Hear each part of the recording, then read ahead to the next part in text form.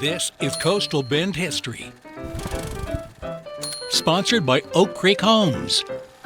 The historic 1914 Nueces County Courthouse, it's been in limbo since the 1970s. In fact, it went out of service in 1977. And since then, it's been purchased several times, but nothing was ever done. And then in the 1990s, it was once again included in a project by the city of Corpus Christi. The city had designated the Gateway Project, which was a $5 million beautification of the downtown entryway into the city from I-37. It would be anchored at one end by the 1914 courthouse and at the other end the brand new federal courthouse on Shoreline. The old courthouse had been placed on a list of the top 10 most endangered historic buildings in the state, which caught the attention of then Governor George W. Bush. Nueces County officials hoped to turn the historic courthouse into a transportation museum.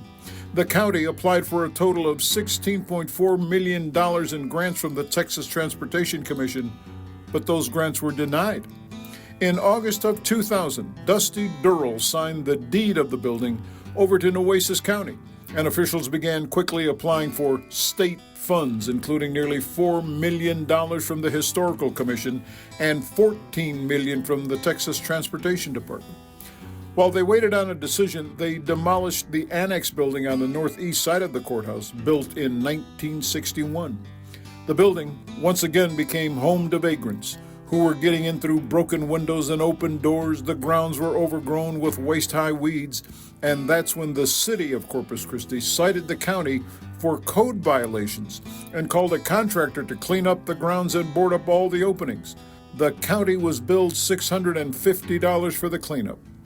In August of 2003, Durrell came back into the picture, putting up $630,000 in matching funds to secure a $1.9 million grant from the State Historical Commission to restore the south wing of the old courthouse.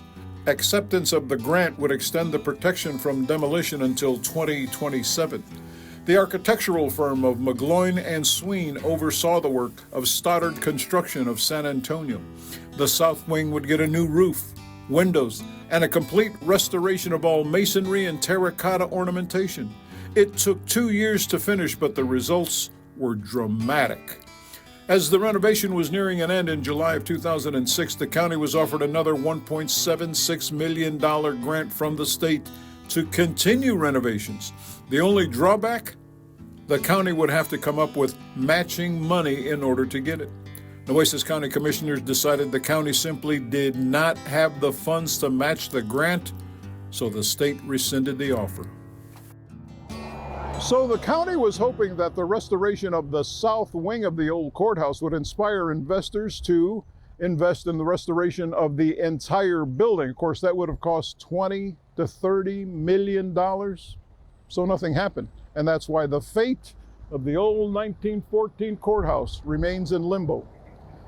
Tell you what, if you want to learn more about the 1914 Nueces County Courthouse, you can click the QR code you see on your screen, or you can go to our website, christv.com, click on the Coastal Bend History tab, and there's all of our Coastal Bend history stories, including all the ones we've done on the old courthouse.